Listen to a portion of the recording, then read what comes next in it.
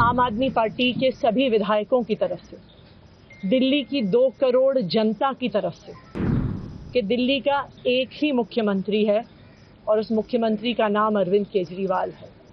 अरविंद केजरीवाल जी के नेतृत्व में हो सकता है कि एक फर्स्ट टाइम पॉलिटिशियन एक राज्य की मुख्यमंत्री बने। मैं सबसे पहले दिल्ली के लोकप्रिय मुख्यमंत्री, आम आदमी पार्टी के नेता, मेरे गुरु अरविंद केजरीवाल जी का धन्यवाद करना चाहती हूँ, जिन्होंने मुझे इतनी बड़ी जिम्मेदारी दी और इस जिम्मेदारी के लिए मुझ पे भरोसा किया।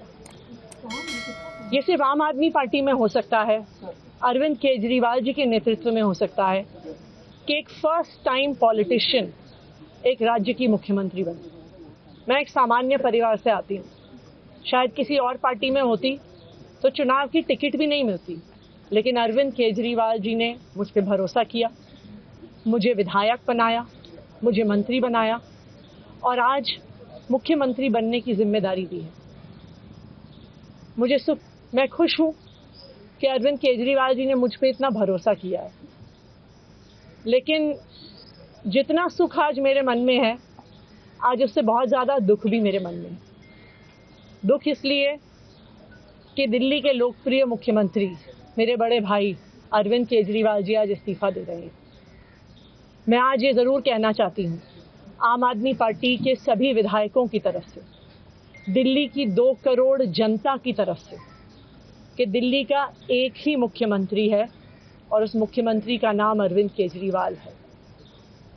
भारतीय जनता पार्टी ने पिछले 2 साल से अरविंद केजरीवाल जी को परेशान करने की, उनके खिलाफ षड्यंत्र रचने की कोई कसर नहीं छोड़ी।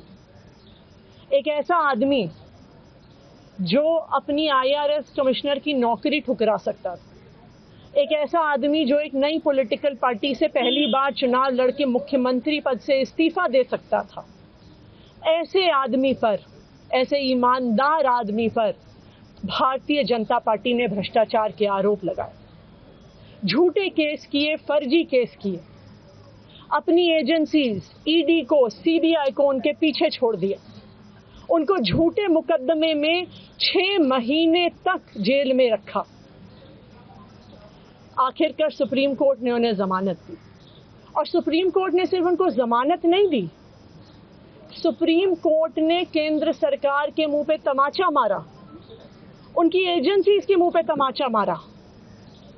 उन्हें कहा कि इनकी एजेंसीज, केंद्र सरकार की एजेंसीज एक पिंजरे में कैद तोते की तरह हैं और अरविंद केजरीवाल जी की गिरफ्तारी गलत थी। अगर अरविंद केजरीवाल जी की जगह कोई और मुख्यमंत्री होता, कोई और नेता होता, तो वो 2 मिनट नहीं सोचता मुख्यमंत्री की कुर्सी पे बैठने के बाद। लेकिन अरविंद केजरीवाल जी ने वो किया जो आज तक इस देश का इतिहास तो छोड़िए, शायद दुनिया के इतिहास में किसी नेता ने ना किया हो। उन्होंने कहा कि मेरे लिए सिर्फ सुप्रीम कोर्ट का फैसला काफ़ी नहीं है, मैं जनता की अदालत में जाऊंगा।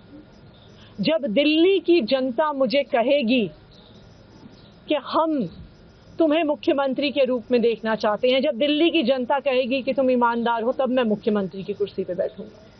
मुझे नहीं लगता कि हमें लोकतंत्र के इतिहास में ऐसा कोई त्याग का उदाहरण मिलेगा जो आज अरविंद केजरीवाल जी ने देश के सामने रखा है। दिल्ली भर में लोग बहुत दुखी हैं अरविंद केजरीवाल जी के इस्तीफे से।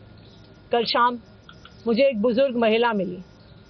जब उन्हें खबर मिली थी कि अरविंद केजरीवाल जी ने इस्तीफा दे दिया है, वो रोने लग गई। उन्होंने कहा कि वो मेरे बेटे की तरह है, उसको इतना परेशान किया है, उसको इतना परेशान किया, उस पर झूठे केस लगाए।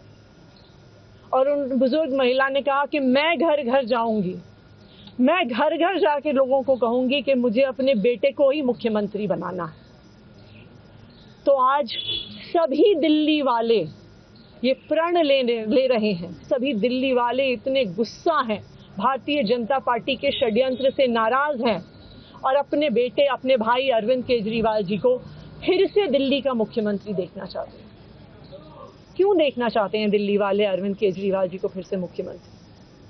क्योंकि उन्हें पता है कि अरविंद केजरीवाल ही ऐसे ईमानदार मुख्यमंत्री हैं जिनकी वजह से उन्हें फ्री बिजली मिली, उन्हें पता है कि अगर अरविंद केजरीवाल जैसे ईमानदार व्यक्ति मुख्यमंत्री नहीं रहे तो उनको फ्री बिजली मिलनी बंद हो जाएगी। उन्हें पता है कि अरविंद केजरीवाल जैसे ईमानदार व्यक्ति अगर मुख्यमंत्री नहीं रहे तो उनके बच्चों के सरकारी स्कूल बदहाल हो जाएंगे।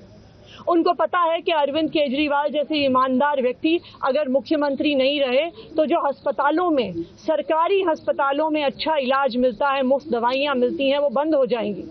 उन्हें पता है कि अगर अरविंद केजरीवाल जी मुख्यमंत्री नहीं रहे तो मोहल्ला क्लिनिक बंद हो जाएगी। अरविंद केजरीवाल मुख्यमंत्री नहीं रहे तो दिल्ली में महिलाओं की फ्री बस यात्रा बंद हो जाएगी, बुजुर्गों की तीर्थ यात्रा बंद हो जाएगी।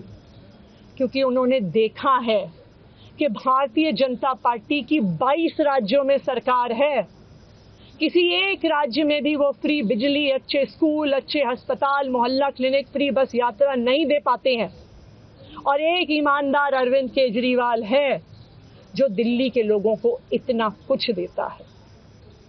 तो दिल्ली के लोग, आम आदमी पार्टी के विधायक और मैं अगले कुछ महीनों तक, चुनाव तक मुख्यमंत्री होने के नाते अब एक ही उद्देश्य से काम करेंगे कि हमें अरविंद केजरीवाल जी को फिर से दिल्ली का मुख्यमंत्री बनाना है। जब तक मैं इस बड़ी जिम्मेदारी को संभाल रही हूँ, मेरा एक ही मकसद रहेगा।